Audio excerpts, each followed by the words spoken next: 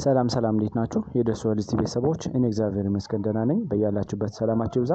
ዛሬም እንደተለመደው በአንድ ጠቃሚ ርዕስ መጥቻለሁ። በዚህ ቪዲዮ አብረን እንድንማማር የፈለኩት የቫይታሚን ኬ እጅግ አስገራሚ የጤና ጥቅሞችን አብረን እናያለን ማለት ነው። ከዛ በፊት እንደተለመደው ለቻናሌ አዲስ ሆናችሁ ሳብስክራይብ ያደረጋችሁ ቪዲዮን ጀምሩ ስል ጠይቃለሁ። ወደ ቪዲዮ እንሂድ። ወደ ዋናው ሀሳቤ ስገባ ቫይታሚን ኬ እንግዲህ ግሩፕ ኦፍ ኮምፓውንድ ነው ወይም ደግሞ የቫይታሚን አይነቶች በውስጡ የተለያዩ ቫይታሚን ኬ ዝርያዎችን ይዟል ማለት ነው። እንደሚታወቀው እንግዲህ ቫይታሚን ኬ በውስጡ እንደ ቫይታሚን ኬ 1፣ ቫይታሚን ኬ 2፣ ቫይታሚን ኬ 3 የሚባሉ ኤሌመንቶችን ወይም ደግሞ ግሩፖችን ይዟል ማለት ነው። እንደሚታወቀው ቫይታሚን ኬ ብዙ ጊዜ ለብለድ ክሎቲንግ ነው የሚጠቅመን። ብዙ ጊዜ ኮአጉሌሽን ፋክተር ብለን የምንጠራው ወይም ደግሞ ብለድ በሰዓቱ ታይሙን ጠብቆ ወይም ደግሞ የደም ቪስኮሲቲ በማስተካከል ትልቅ ሚና አለው ማለት ነው ቫይታሚን ኬ።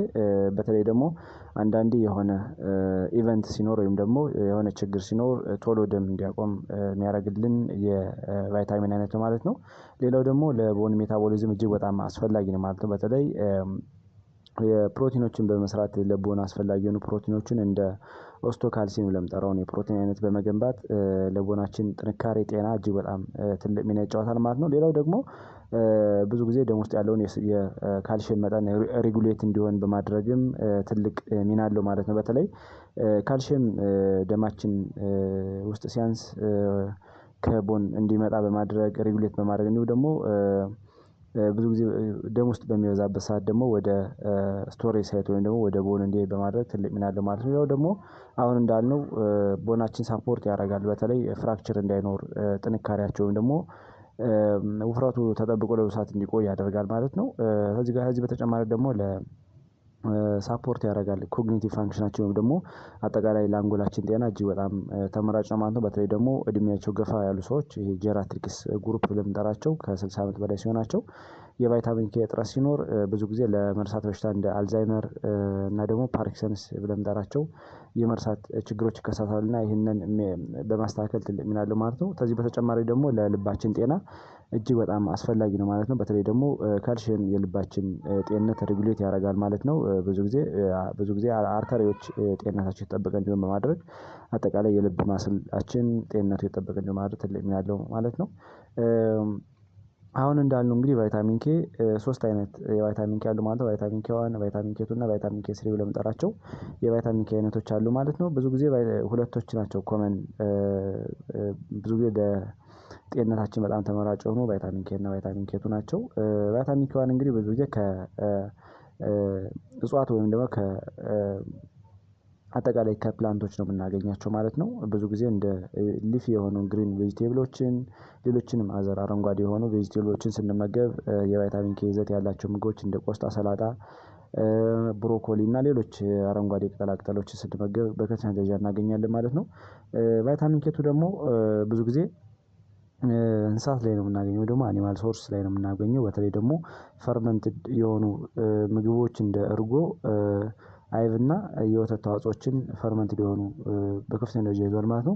ከዚህ በተጨማሪ ደግሞ እንቁላል፣ ስጋና አጠቃላይ የእንስሳት ተዋጾዎች በትልቅ ደረጃ ይዘዋል ማለት ነው። እንደሚታወቀው እንግዲህ ትልቅ ሰዎች ላይ ብዙ ጊዜ በተለይ ደግሞ እድሜያቸው ከ19 ዓመት በላይ የሆኑ ሰዎች የቫይታሚን ኬ እጥረት ብዙ ጊዜ አይኖርም ወይም ደግሞ ሬር ነው ተብሎ ይታሰባል። ነገር ግን ህፃናት ላይ በተለይ ደግሞ አዲስ የተወለዱ ህፃናት ላይ ከፍተኛ የሆነ እጥረት ሊገጥም ይችላል ተብሎ ይታሰባል። በተለይ ደግሞ ከእናቲቱ ወደ ህፃኑ በፕላዜንታ እና በብረስት ሚልክ ያን ያህል ትራንስፈር ስለማይደረግ እጥረት ሊኖር ይችላል ተብሎ ይታሰባል። በተለይ ደግሞ ሶርሶችን ስናይ ደግሞ በቫይታሚን ኬ የምናገኝባቸው ሶርሶችን አንደኛ መልቲ ቫይታሚን የተባለ ከሌሎች ቫይታሚኖች ጋር አብሮ ይሰጣል ማለት ነው። ሁለተኛ ደግሞ ሲንግል በሆነ ወይም ደግሞ ሲንግል የሆነ ኒውትሪየንት ወይም ደግሞ በሲንግል ሳፕሊመንትም ይሰጣል ማለት ነው። ሌላው ህፃናት እንደተወለዱ በኢንጀክሽን መልክ ሊሰጥ ይችላል። በጊዜ ሂደት ደግሞ ከፍ እያሉ ሲሄዱ ደግሞ በድሮፕ ሊሰጥ ይችላል ማለት ነው። ከዚህ በተጨማሪ ደግሞ ቫይታሚን ኬን እንግዲህ ከቅድም እንዳልነው ከእጽዋት እናገኛለን ከፕላንትስ ቫሪየስ የሆኑ ምግቦች የቫይታሚን ኬ ይዘት አላቸው ማለት ነው። በተለይ ደግሞ ቅድም የጠቀስናቸው አረንጓዴ ቅጠላማ አትክልቶች በከፍተኛ ደረጃ ቫይታሚን ኬ ይዘዋል ማለት ነው። ቫይታሚን ኬ ብዙ ጊዜ ቶክሲሲቲው በጣም ሬር ነው። ነገር ግን በጣም ከመጠን በላይ ሲበዛ አንዳንዴ የሆነ ከአተነፋፈስ ጋር ተያይዞ አንዳንድ ችግሮችን ሊያስከትል ይችላል። እንዲሁም የጉበታችን ወይም ደግሞ ሊቨራችን ቶክሲፋይ ሊያደርግ ይችላል ማለት ነው። በተለይ ጉበት ናት እንግዲህ ብዙ ነገሮች ዲቶክሲፊኬሽን ፐርፐዝ የምታካሂድ እና ብዙ ጊዜ ከመጠን በላይ ሲሆኑ እነዚህ ንጥረ ነገሮች የመመረዝ እና ስራዋን ሊያስተጓጉሉ ይችላሉ ማለት ነው። ስለዚህ ለሊቨር ችግር ሊያጋጥመን ይችላል ማለት ነው። እንዲሁም ደግሞ ክሎቲንግ ታይሙ የደም ክሎቲንግ ታይም ኢንክሪዝ ሊያደርግ ይችላል።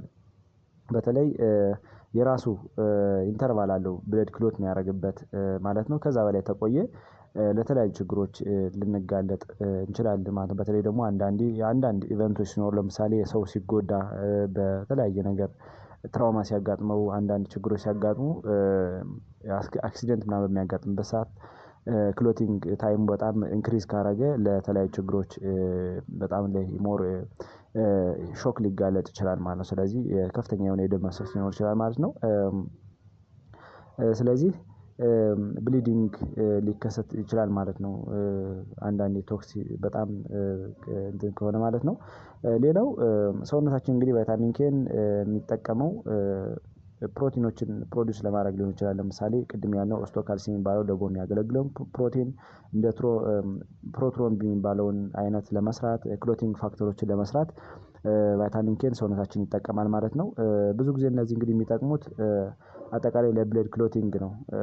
ሲቀጥል ደግሞ ቅድም እንዳልነው ለቦን ሜታቦሊዝም ትልቅ ሚና አላቸው ማለት ነው። እነዚህ ክሎቲንግ ፋክተሮች እንደ ፕሮቲን እና ፕሮትሮምቢን ብለን የምንጠራቸው ለብለድ ክሎቲንግ እና ለቦን ሜታቦሊዝም ትልቅ ሚና አላቸው ማለት ነው።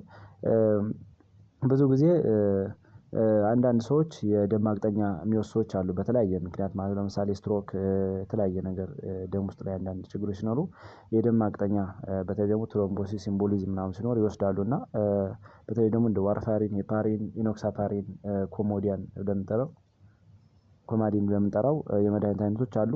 እነዚህን በሚወስዱበት ሰዓት ብዙ ጊዜ ከሚከታተላቸው ባለሙያ ጋር ቢመካከሩ በጣም አሪፍ ነው ማለት ነው። ምክንያቱም አንዳንድ አዲሽናል የሆኑ ቫይታሚን ኬን መውሰድ ብዙ ጊዜ ለብሊዲንግ ወይም ደግሞ አጠቃላይ ለሂሞሮጅ ሊያጋልጥ ይችላል እና ጥንቃቄ ማድረግ አለብን ማለት ነው። በተለይ ደግሞ አንጎላችን ውስጥ ከፍተኛ የሆነ የደም መፍሰስ ችግር ሊያስከትል ስለሚችል ዳብል የሆነ በርደን ያመጣል ተብሎ ይታሰባል ማለት ነው። ስለዚህ እነዚህን አይነት መድኃኒቶች ወይም ደግሞ ይሄ ብለድ ቲነር የሚወስዱ ሰዎች ተጨማሪ የሆነ ቫይታሚን ኬ ሳፕሊመንትን ወይም ደግሞ ቅድም የጠቀስናቸውን መውሰድ ከተፈለገ ከሚከታተለው ጤና ባለሙያ ጋር ኮሚኒኬት ማድረጉ በጣም ተመራጭ ነው ማለት ነው።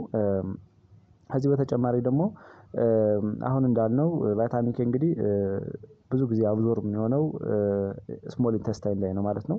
ከዛ በኋላ በስቶር ይሆናል ወደ ሊቨር ፋቲ ቲሹ ላይ ስቶር ይደረጋል።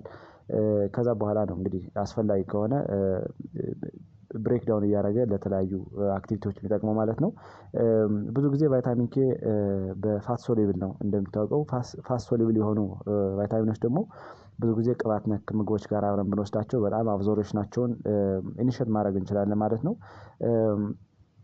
ብዙ ጊዜ የቫይታሚን ዊዛውት ቫይታሚን ኬ ወይም ደግሞ የቫይታሚን ኬ ባይኖር ሰውነታችን እነዚህን እነ ፕሮትሮምቢን ክሎቲን ፋክተሮችን ቅድም ያልናቸው ፕሮቲኖችን መስራት አይችልም ማለት ነው። በተለይ ደግሞ እነዚህ በጣም እጅግ አስፈላጊ ናቸው ለቦን ሜታቦሊዝም ብለድ ክሎቲንግ ፋክተር ትልቅ ሚና ስላላቸው ዊዛውት ቫይታሚን ኬ ይሄን ማግኘት አንችልም ማለት ነው። ቫይታሚን ኬ ዴፊሺየንሲ እንግዲህ ቅድም እንዳልነው ሬር ነው። በተለይ ደግሞ ህፃናት ላይ ነው ብዙ ጊዜ ኮመን ሊሆን የሚችለው ህፃናት ላይ ደግሞ ብዙ ጊዜ እንደ ስታንዳርድ አሁን ላይ እንደተወለዱ ይሰጣል ማለት ነው። በኢንጀክሽን ይሰጣል ማለት ነው።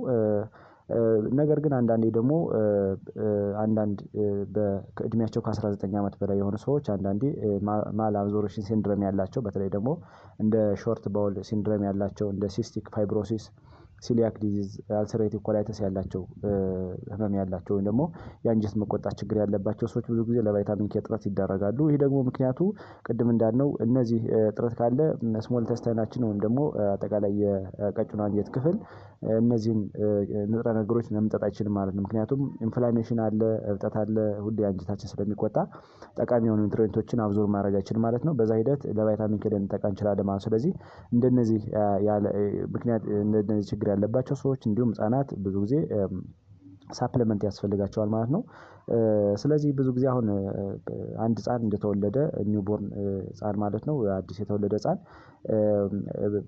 ጭንቅላት ውስጥ ደም እንዳይፈስ ተብሎ እንዲሁም ደግሞ እንደ ስታንዳርድ ቫይታሚን ኬ በኢንጀክሽን መልክ ይሰጣል ማለት ነው። ስለዚህ ይሄ ደም ውስጥ ጭንቅላታችን ወይም ደግሞ አጠቃላይ ብሬናችን ውስጥ ደም እንዳይፈስ ህፃናት ላይ ፋታል ስለሆነ ጥንቃቄ ስለሚደረግ ቫይታሚን ኬ በኢንጀክሽን መልክ ይሰጣሉ ማለት ነው። ብዙ ጊዜ እንግዲህ ቫይታሚን ኬ አዳልት ላይ ሪኮመንድድ የሚደረገው ዶዝ እድሜያቸው ከ19 ዓመት በላይ የሆኑ ሰዎች ለሴቶች ከ90 ማይክሮግራም ፐር ዴይ ወይም ደግሞ በ24 ሰዓት ውስጥ ይመከራል ማለት ነው። የሆነ ችግር ካለ ወይም ደግሞ ዴፊሽንሲ ካለ ማለት ነው። ወንዶች ላይ ደግሞ 120 ማይክሮግራም ፐር ዴይ ይመከራል ማለት ነው።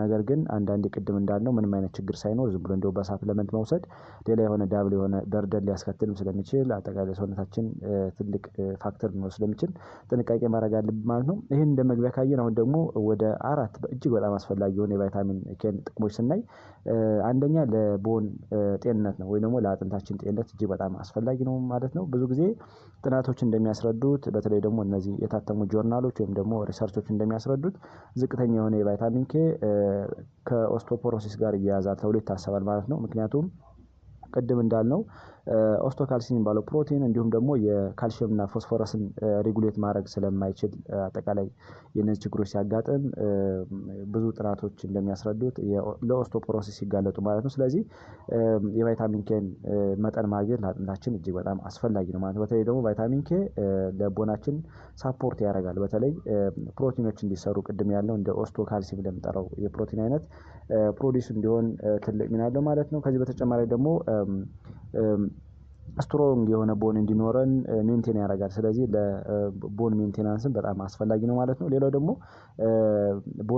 ለቦን ማስ ዴንሲቲ እንዲጨምር ኢምፕሩቭ ያደርጋል። በተለይ ደግሞ ቅድም እንዳልነው እድሜ እየገፋ ሲሄድ በተለይ ደግሞ ከ60 ዓመት በላይ ሲሆን የአጥንት መቦርቦር መሳሳት ሊኖር ይችላል ማለት ነው። ስለዚህ ዴንሲቲው እንዳይቀንስ ማሱ እንዳይቀንስ በማድረግ ትልቅ ሚና አለው ማለት ነው። ሌላው ደግሞ ሪስክ ኦፍ ፍራክቸር እንዳይኖር በተለይ ደግሞ እድሜያቸው ገፋ ያሉ ሰዎች ቅድም እንዳልነው ሲቀጥል ደግሞ ይሄ አፍተር ሞኖፖዝ ወይም ደግሞ የኤስትሮጅን መጠን እያነሰ ሲሄድ እናቶች ከወር አበባ ጋር መቁረጥ ተያይዞ ሊከሰት የሚችለውን የፍራክቸር አይነት እንዲሁም ደግሞ ስራዎችን ወይም አክቲቪቲዎችን ስንሰራ ኤክሰርሳይዝ ስንሰራ አንዳንድ ነገሮች ስንሰራ አጥንታችን ኢዝሊ ብሬክ እንዳያደርግ ትልቅ ሚና አለው ማለት ነው።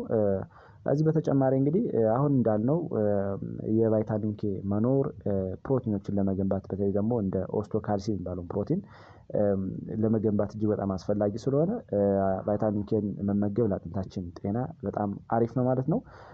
በተለይ ደግሞ ቫይታሚን ኬ በመጠን ሰውነታችን ውስጥ አት ኦፕቲመም ሌቭል መገኘት ቅድም እንዳልነው የካልሽየምን እና የፎስፎረስን መጠን ሬጉሌት እያደረገ ለአጥንታችን ጤንነት እጅግ በጣም አስፈላጊ ነው ማለት ነው። በተለይ አጥንታችን ውፍረቱ ተጠብቆ ለብዙ ሰዓት እንዲቆይ በማድረግ ደም ውስጥ የካልሽየም እና የፎስፎረስ መጠን ሲበዛ ወደ ቦን አብዞርብ እንዲሆን በማድረግ እንዲሁም ደግሞ ቦን ላይ ብዛት ካለ ወይም ደግሞ የዝቅተኛ የሆነ የሰርኩሌሽን ካልሽየም እና ፎስፎረስ ካለ ተመልሶ ወደዛ እንዲሄድ በማድረግ ሬጉሌት በማድረግ ትልቅ ሚና ስላለው አስፈላጊ ነው ማለት ነው። ሁለተኛ ለአንጎላችን ጤና ነው ወይ ደግሞ ኮግኒቲቭ ሄልዝ እጅግ በጣም አስፈላጊ ነው ማለት ነው። እንደሚታወቀው ቫይታሚን ኬን በመጠን የቫይታሚን ኬ ይዘት በመጠን ሰውነታችን ውስጥ መኖር ለሚሞሪያችን እጅግ በጣም አስፈላጊ ነው ማለት ነው። በተለይ ደግሞ አጠቃላይ ለዲቨሎፕመንታል ማይልስቶንም እጅግ በጣም አስፈላጊ ነው ማለት ነው። ለህፃናት እንደገና ደግሞ ብሬን ላይ ብሊዲንግ እንዳያጋጥማቸው ህፃናት ያገለግላል። ትልቆች ላይም ሚሞሪያቸው ፐርፎርም እንዲያደርግ በማገዝ አጠቃላይ ጄራትሪክስ ኤጅ ላይ ሊከሰት የሚችለውን የበሽታ አይነት በተለይ እድሜ እየገፋ ሲሄድ ለመርሳት በሽታ ይጋለጣሉ እና ይሄን ችግር እንዳይከሰት እንደ አልዛይመር እና ፓርኪንሰንስ የሚባሉ በሽታዎች እንዳይኖሩ በማድረግ ትልቅ ሚና አለው ማለት ነው። በተለይ እነዚህ ፓርኪንሰንስ እና አልዛይመር ብለን የምንጠራቸው እነዚህ የሆርሞኖች እጥረት ሲኖር እንደ ዶፓሚን ሴሮቶኒን እና ሌሎች ጋባ ብለን የምንጠራው የሆርሞን አይነት ሲያንስ ወይም ደግሞ ሲሞቱ ዳይድ ሲሆኑ ሊከሰት የሚችል የበሽታ ነው ማለት ነው። ይሄን እነዚህን ሜንቴን በማድረግ ትልቅ ሚና አለው ማለት ነው። ሶስተኛ ለልባችን ጤና ነው። ብዙ ጊዜ ብዙ ጥናቶች እንደሚያስረዱት ቫይታሚን ኬ ሰውነታችን ውስጥ በበቂ ሁኔታ መኖር አጠቃላይ ለልባችን ጤንነት በጣም አስፈላጊ ነው ማለት ነው። በተለይ ደግሞ ልባችን በስርዓት ፐምፕ እንድታደርግ የልብ ማስሎች እንዲጠነክሩና አጠቃላይ ደም ስር ላይ ያለው ሚና ትልቅ ስለሆነ ቫይታሚን ኬ በበቂ ሁኔታ መኖር አስፈላጊ ነው ማለት ነው። በተለይ ደግሞ ብዙ ጊዜ እነዚህ የልብ በሽታዎች እንዳይከሰቱ በተለይ ኮሮናሪ ሀርት ዲዝ ብለን የምንጠራው ደግሞ ኮሮናሪ ሲንድረም እንዳይኖር አጠቃላይ እንደ አንጃይና እንደ ማዮካርዲየም ፍራክሽን እንዳይኖር በማድረግ ትልቅ ሚና አለው ማለት ነው። በተለይ ደግሞ ብዙ ጊዜ በደም ስሮቻችን ላይ ወይም ደግሞ ልባችን ላይ ሊከሰት የሚችለውን ይሄ የሚነራላይዜሽን ፕሮሰሱን ሜንቴን በማድረግ ብዙ ጊዜ የግፊት መጠን በማስተካከል ትልቅ ሚና አለው ማለት ነው። ግፊት ብዙ ጊዜ ለልብ በሽታ ከሚያጋልጡን ትልቅ ነገሮች ውስጥ አንዱ ስለሆነ ደም ግፊቱ እንዳይከሰት የደም ስሮችን ዘና በማድረግ ይሄ ተርብላንት የሆነ ብለድ ፍሎ እንዳይኖር ወይም ደግሞ የደም ዝውውር በስርዓት እንዲንቀሳቀስ በማድረግ አጠቃላይ የደም ግፊት እንዳይከሰት ያደርጋል። በዛ ሂደት ለልብ በሽታ እንዳንጋለጥ ትልቅ ሚና አለው ማለት ነው። ከዚህ ጋር ተያይዞ ደግሞ አዲኩዌት የሆነ ወይም ደግሞ ኦቱም ይዘት ያላቸው ቫይታሚን ኬን መውሰድ ብዙ ጊዜ ለስትሮክ እንዳንጋለጥም ትልቅ ሚና አለው ማለት ነው። ብዙ ጊዜ ስትሮክ ሊከሰት የሚችለው እንግዲህ በሁለት አይነት መንገድ ነው ሁሌም እንደምናወራው ማለት ነው። አንደኛ ሂሞሮጂክ ስትሮክ ብለን የምንጠራው አለ። ሁለተኛው ደግሞ ኢስኬሚክ ስትሮክ ብለን የምንጠራው አለ። በተለይ ብዙ ጊዜ እንደ ትሮምቦሲስ እና ኤምቦሊዝም በሚኖርበት ሰዓት ላይ ሄዶ ፕሌግ በማድረግ ኢስኬሚክ ስትሮክ ሊያስከትል ይችላል። እንዲሁም ደግሞ በጣም ከፍተኛ የሆነ የደም ግፊት ካለ ለስትሮክ ሊያጋልጠን ይችላል ማለት ነው። ስለዚህ ይህንን ሜንቴን በማድረግ ትልቅ ሚና አለው ማለት ነው።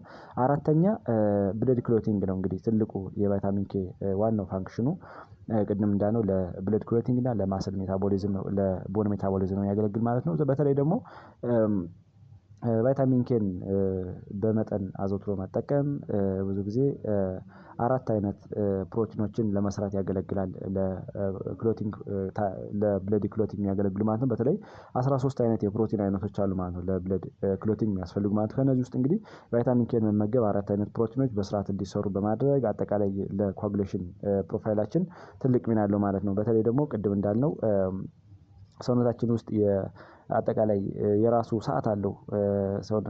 ደም የሚረጋበት የደም እንቅስቃሴ ቪስኮሲቲውን ጨምሮ ደም የራሱ ታይም አለው። በተለይ ደግሞ ከመጠን በላይ ሲቀንስ ይሄ ክሎቲንግ ታይሙ ከመጠን በላይ ሲጨምር የተለያዩ ችግሮች የሚያስከትል ሆኖ ሜንቴን እንዲያደርግ ትልቅ ሚና አለው ማለት ነው። ከዚህ በተጨማሪ ደግሞ የቫይታሚን ኬ ሶርሶችንስ የት የት ማግኘት እንችላለን የሚለውን ስናይ ቅድም እንደጠቀስነው እንስሳት ከወጾችም ከ እጽዋትን ማግኘት እንችላለን ማለት ነው። በተለይ ደግሞ እነ ብሮኮሊ ቬጂቴብል ኦይል ለምንጠራው አጠቃላይ የአትክልቶች ዘይት ማግኘት እንችላለን። ሌላው እንደ ሰላጣ ስፒናች ቤሪ ብለን የምንጠራቸው እነዚህ ሌሎችም እነዚህ አረንጓዴ ቅጠላማ አትክልቶች በቫይታሚን ኬዋን የበለፀጉ ናቸው። ሌሎች ደግሞ የእንስሳት ተዋጽኦች እንደ ቺዝ ይሄ ፈርመንትድ የሆኑ ፉዶች ሚት እና ኤግ ከፍተኛ የሆነ የቫይታሚን ኬ2 ይዘት አላቸው ማለት ነው። ስለዚህ አዘውትረን ብንጠቀማቸው እነዚህን የቫይታሚን ኬ መጠንን አት ኦፕቲማል ስቴጅ ማድረግ እንችላለን ማለት ነው። ከዚህ በተጨማሪ ደግሞ የቫይታሚን ኬ ዴፊሺየንሲ ምንም ሊያስከትል ይችላል የሚለውን ስናይ ብዙ ጊዜ ቅድም እንዳልነው አዳልት ላይ ብዙ ጊዜ ሬር ነው። ነገር ግን አንዳንዴ ቅድም እንደጠቀስነው ይሄ ማላብዞሬሽን ሲንድሮም ያላቸው ሰዎች ችግር ሊያጋጥማቸው ለምሳሌ እንደ ይሄ ሲሊያክ ዲዚዝ ብለን የምንጠራው አልሰሬቲቭ ኮላይተስ ሌሎችም ኢሪቴብል ባውል ሲንድሮም ያላቸው ኢንፍላማቶሪ ባውል ሲንድሮም ያላቸው ሰዎች እንደዚህ አይነት ችግር ሊያጋጥማቸው ይችላል። ምክንያቱም የአብዞርፕሽን ፕሮብለም ሊኖር ስለሚችል ማለት ነው። ነገር ግን ብዙ ጊዜ ሬር ነው ይሄ አይነት ችግር ከሌለ አዳልት ላይ ሬር ነው። ነገር ግን ህፃናት ላይ ይሄ ነገር ሊከሰት ይችላል ማለት ነው። ስለዚህ እንደዚህ አይነት ችግር ካለ የሆነ አንኮንትሮል የሆነ ብሊዲንግ ሊኖር ስለሚችል ጥንቃቄ ማድረግ አለብን ማለት ነው። አሁን ላይ እንደ ስታንዳርድ ለህፃናት እንግዲህ በኢንጀክሽን መልክ ይሰጣል ማለት ነው። ኒውቦርን እንደተወለደ ይሰጣል ማለት ነው። ስለዚህ በዛ ማስተካከል ይችላል ማለት ነው። ስታንዳርዳይዝ የሆነ ማለት ነው። በኤክስፓንድ ፕሮግራም ኦፍ ኢሚናይዜሽን አንዱ ትልቅ ሚና የሚጫወት ነው ማለት ነው። ይሄ በተለይ ደግሞ አሁን ላይ አንዱ እንደ እንትን ተካቷል ማለት ነው። ቅድም እንዳልነው እስከል ላይ ወይም ደግሞ ብሬን ላይ የሆነ ሂሞሮጅ እንዳይኖር ወይም ደግሞ ብሊዲንግ እንዳይከሰት ህፃናት ይወስዳሉ ማለት ነው። በትክክል ማለት ነው። ሌላው ደግሞ አሁን እንዳልነው ትልቅ ሰዎች እንደዚህ አይነት ማላብዞሬሽን ሲንድሮም ያላቸው ሰዎች ይህንን መውሰድ ይችላሉ ማለት ነው። እንደዚህ አይነት ችግር ያለባቸው ሰዎች ማለት ነው። ቅድም እንደጠቀስነው ለእድሜያቸው ከ19 አመት በላይ ከሆነ ለሴቶች ከ90 ማይክሮ ግራም ፐር ዴይ መውሰድ ይችላሉ። ለወንዶች ደግሞ 120 ማይክሮ ግራም ፐር ዴይ መውሰድ ይችላሉ ማለት ነው። ሲምፕተሞችን ስናይ እንግዲህ ብዙ ጊዜ ዴፊሺየንሲ መኖሩን የምናይበት ምልክቶች አንዳንድ ምልክቶች ይኖራሉ።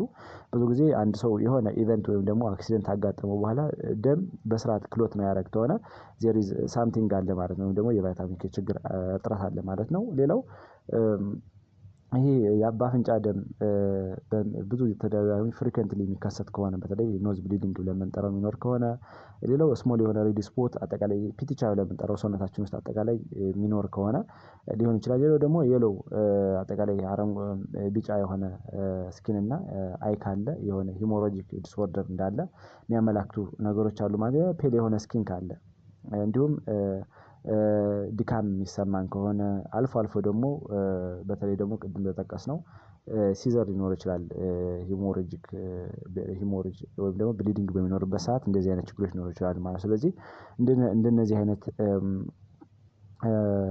ሳይንና ሲምፕተሞችን ካየን ኢሚዲየትሊ ወደሚቀርበን ጤና ተቋም በመሄድ መመርመርና መታየት እንዳለብን ነው አድቫይስ ማድረጋችሁ። እንግዲህ ለዛሬው ያለን ትምህርት እዚህ ላይ ጨረስን። ቀጣይ ላይ የምለቃቸው ቪዲዮዎች ለእናንተ እንዲደርሳችሁ ላይክ ሼር እንዲሁም ሳብስክራይብ ያደረጋችሁ እንድታበረታችሁ ስል እጠይቃለሁ። ባይ ባይ።